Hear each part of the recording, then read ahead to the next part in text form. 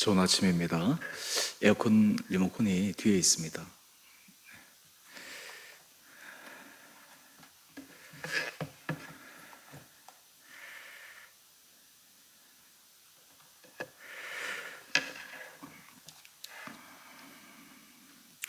찬송가 585장 찬양하겠습니다.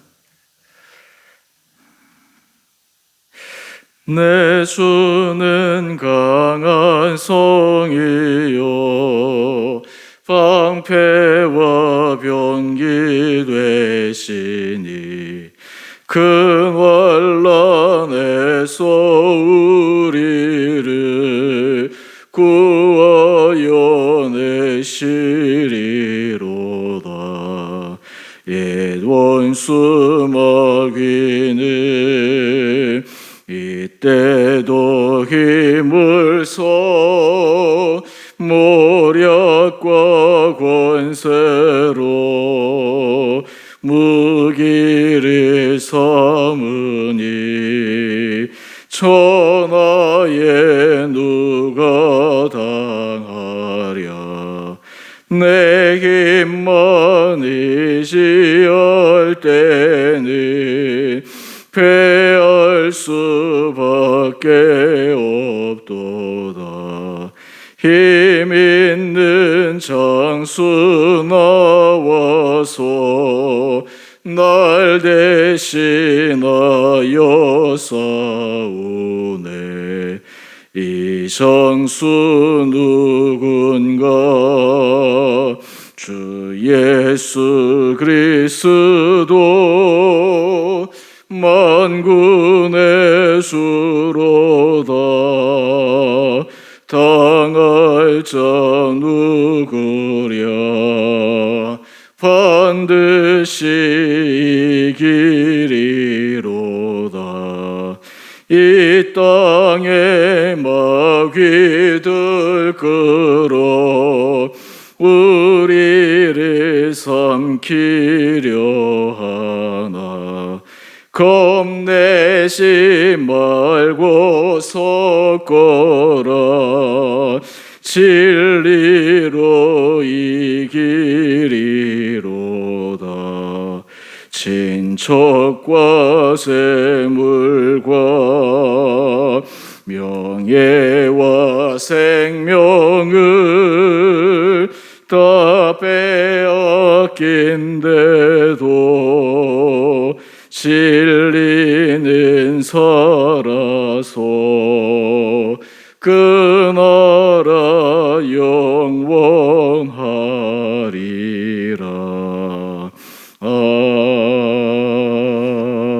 아멘. 오늘 말씀 시편 3편입니다. 여호와여, 나의 대적이 어찌 그리 많은지요. 일어나 나를 치는 자가 많으니이다.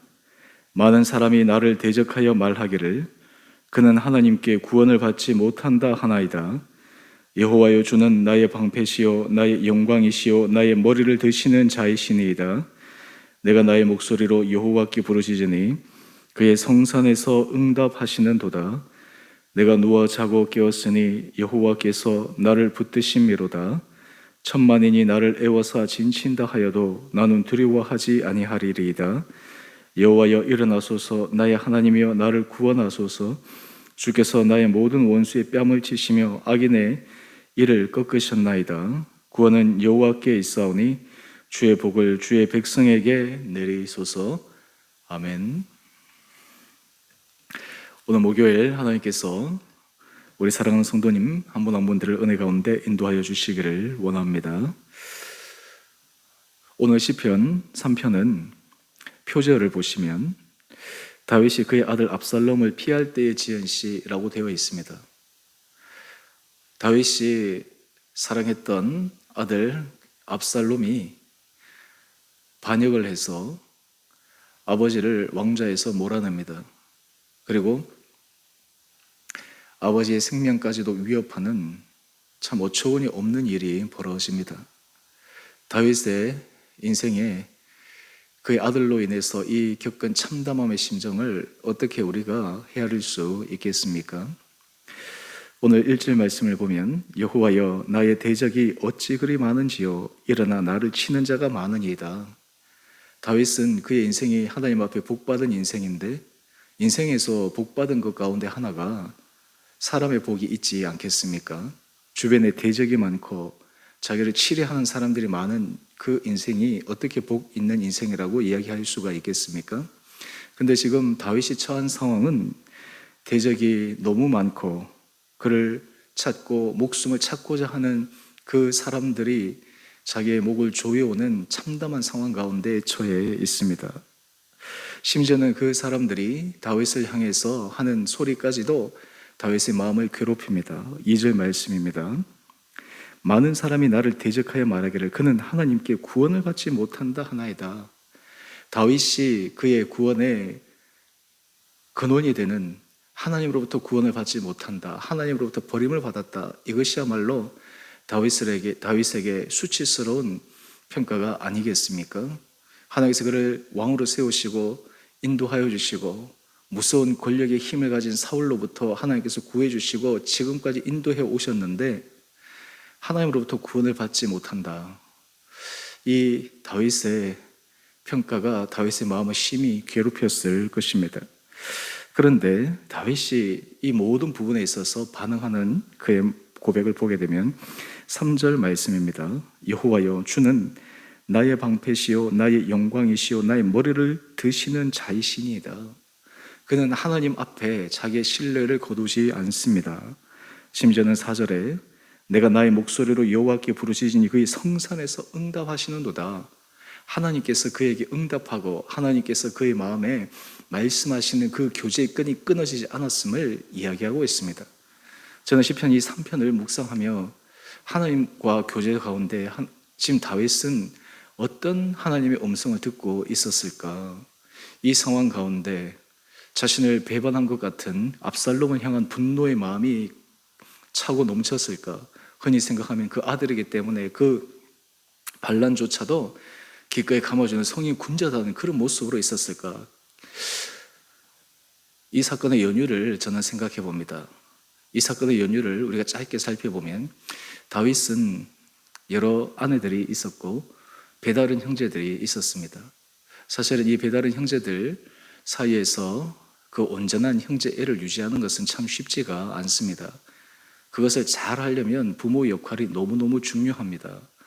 자기가 손수 낳은 자녀들이라도 사실은 그 형제지간이 화목하고 온전해지기 위해서 부모 역할이 굉장히 중요합니다. 우리 교회 가정들을 보게 되면 이 자녀들의 형제 우애가 좋고 또 그것이 화목한 그 복된 가정들이 있는데 거기에 가만히 들여다보면 왜 문제가 없겠습니까? 갈등이 없겠습니까?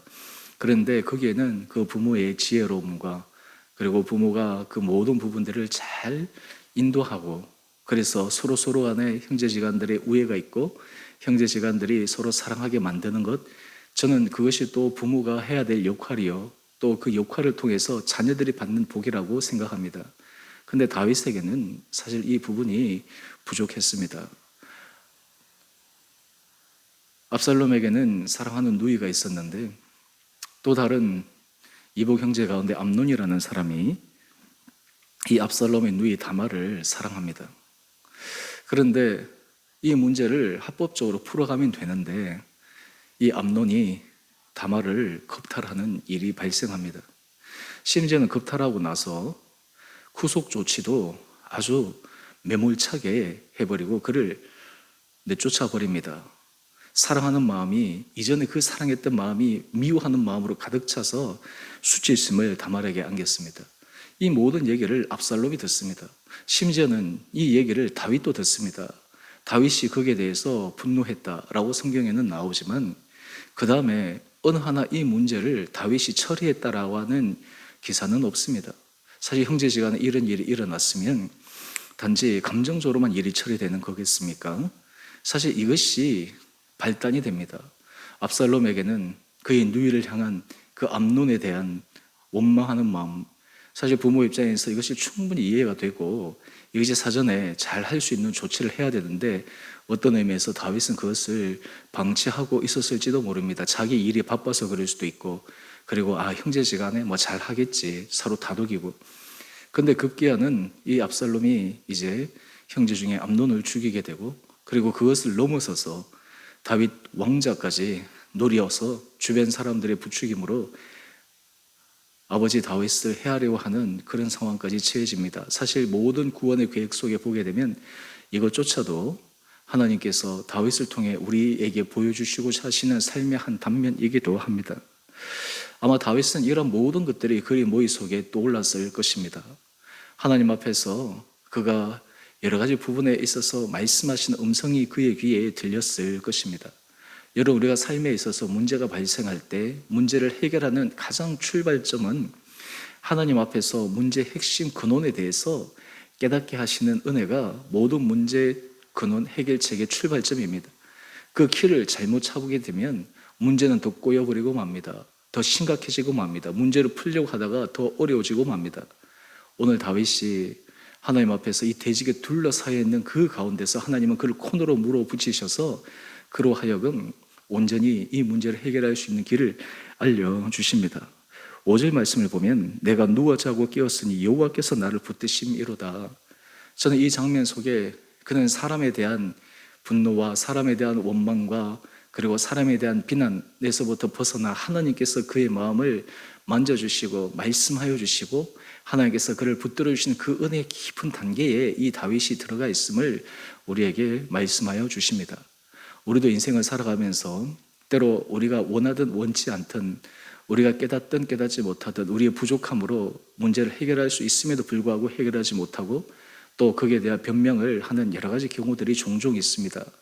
하지만 오늘 이 다윗의 시편을 통해서 하나님은 우리가 하나님 앞에서 우리의 마음과 우리의 중심을 온전히 깨닫게 될 때 하나님께서 문제를 풀어가시는 분이심을 알려주십니다. 나중에 압살롬이 죽었을 때 다윗이 울며 부르짖지 않습니까? 사랑하는 아들 압살롬을 보면서 내가 죽었어야 했는데 그 고백 속에 이미 다윗은 쫓겨날 때부터 하나님 앞에서 그의 모든 것들을 바라볼 수 있는 마음들이 있었다라고 하는 것입니다.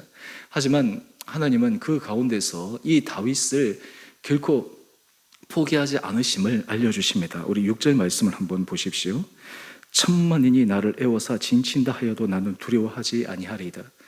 그에게 조그마한 허물과 실수가 있다 하더라도 하나님은 다윗을 붙들어 주십니다. 하나님 앞에서 하나님의 음성을 듣고 하나님과 교제하는 그 영적인 삶의 지경을 끌어가는 다윗에게 하나님께서 놀랍게 그의 심령에 힘을 더하여 주십니다. 오늘 하나님께서 우리 온 사랑하는 성도님 한 분 한 분들에게도 이런 은혜 허락하여 주시기를 원합니다. 여러 가지 삶의 상황 속에서 정확하게 상황을 볼 수 있는 눈과 깨달을 수 있는 마음과 또한 동시에 하나님께서 우리 가운데 정직하게 행하기를 원하는 우리의 소망 가운데 진실하게 걸어갈 수 있는 우리의 삶으로 말미암아 하나님 앞에 힘을 얻는 우리 온 복된 성도들 되기를 축원합니다. 그래서 우리 8절 말씀입니다. 구원은 여호와께 있사오니 주의 복을 주의 백성에게 내리소서. 인생에 있어서 하나님의 구원은 하나님의 손에 달렸다라고 다윗이 고백하며 하나님 앞에 그가 온전히 서고자 할 때 하나님 앞에서 책망받지 않도록 그의 중심 가운데 진실하게 서고자 할 때 하나님의 구원이 주의 복이 주의 백성에게 받는 그 은혜를 받아 누리기를 소망하며 나가고 있습니다. 오늘 이 아침 하나님께서 우리 사랑하는 성도들 한 분 한 분들에게 성령께서 여러분들의 심령에 말씀하여 주시고 하나님께서 여러분들이 풀어야 될 문제의 지혜를 도와여 주시고 그 가운데 주님의 붙드심과 주님의 은혜와 주님의 사랑이 우리 성도님들의 심령 가운데 깊게 각인되고 느껴짐으로 말미암아 하나님 앞에서 우리가 인정받는 자로 하나님 앞에서 성실한 자로 주의 복을 받는 복된 주의 백성 되시기를 주님의 이름으로 축원드립니다. 우리 함께 같이 기도하겠습니다. 사랑의 주님, 참으로 감사합니다. 오늘 말씀을 통해 다윗의 처한 상황과 다윗의 부족과 허물에도 불구하고 하나님께서 그의 심령에 은혜를 더해 주시고 붙들어 주시는 만극하신 주님의 사랑을 기억합니다. 하나님, 우리의 삶 가운데 대적에 둘러싸여 있는 가운데 또 주변 사람의 관계 속에 어려움을 처해 있는 속에서도 우리 성도들에게 혹시 그 상황이 있다 하더라도 힘을 더하여 주시고, 그 상황에서 주님의 세미한 음성이 들리게 하여 주시고, 또한 주님께서 깨닫게 하시는 지혜가 있게 하여 주셔서 주님 앞에 당당함으로 나가는 놀라운 은혜와 은총 있게 하여 주옵소서.